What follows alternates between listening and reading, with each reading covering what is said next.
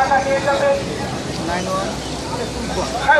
আরেক ভাই টিফিন খাবে না, অফিসে হাত লোক অফিসে বসে থাকবে, এটা হতে পারে না।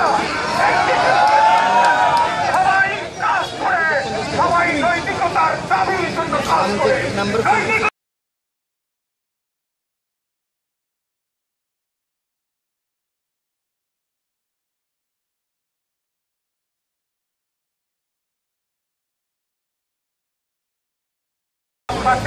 এবং আমাদের শান্তি শৃঙ্খলা রক্ষার্থে এবং আমাদের এই দেশে আমাদের এই দাবিদার এই সংবাদ পৌঁছে দেওয়ার জন্য এই সংবাদ মিডিয়া এবং টিভি চ্যানেলগুলো আমাদের পাশাপাশি অবস্থান করছেন এবং টিভি চ্যানেলগুলো সবাইকে মনোযোগ আকর্ষণ করে বলবো, আপনারা আপনাদের মিডিয়াতে আমাদেরকে উল্লেখ করুন।